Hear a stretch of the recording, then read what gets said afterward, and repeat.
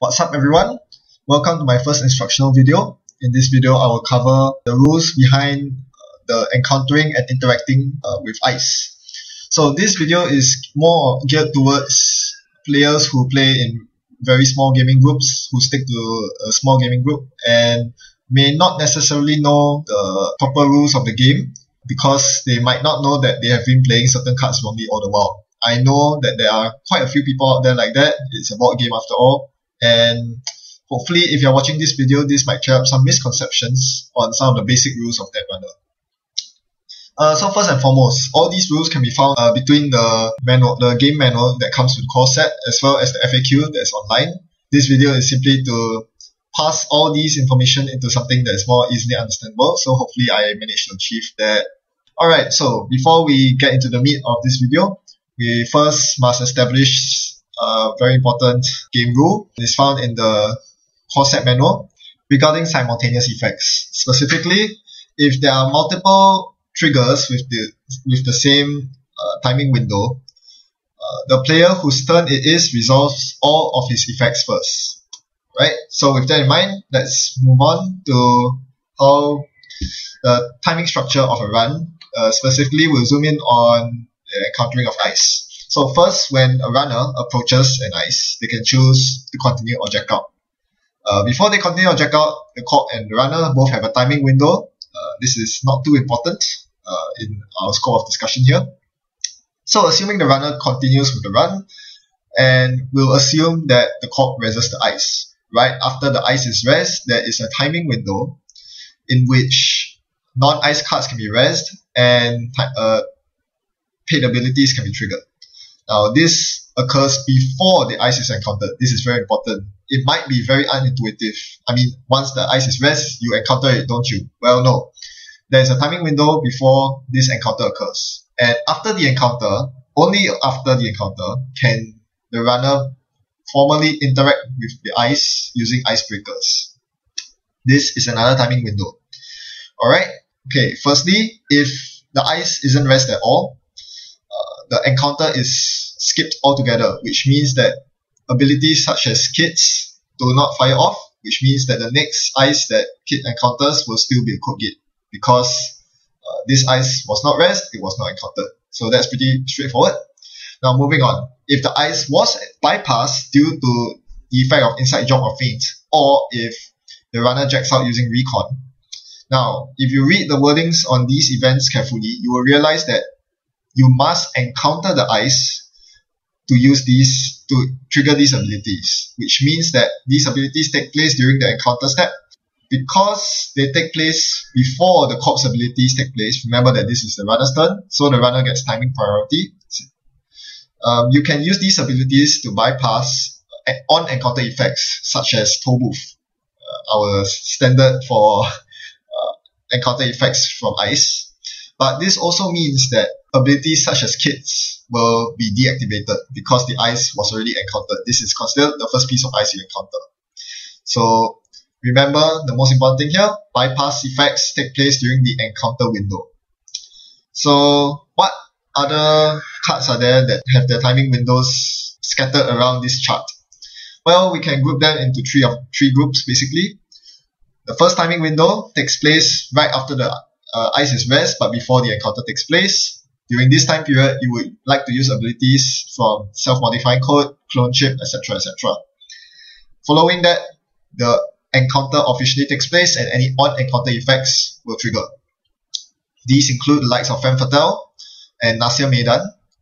On the corp side, we have toe booth, but there are also other ice like Komainu and Grail ice as well. On encounter, the corp can review ice from the hand. Finally, only after this encounter can the runner choose to use icebreakers. Icebreakers cannot be used before this.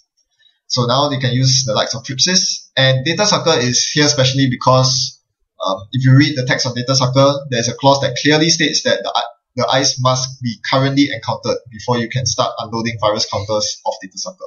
Because of this timing structure, there are some really unintuitive interactions that most players that are planning to play this game properly should take note of.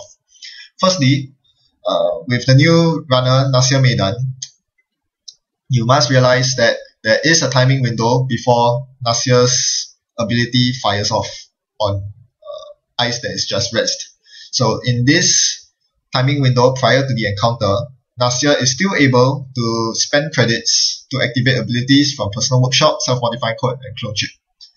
And this is why you, as Nasir Maidan, you can build up your rig very quickly by spending all your credits before encountering ice to gain fresh new credits. Another interesting interaction is during the encounter phase with Femme Fatale. When femming the likes of Tobooth and Kumainu, the reason that on-encounter abilities don't fire off isn't because you skip the encounter phase altogether.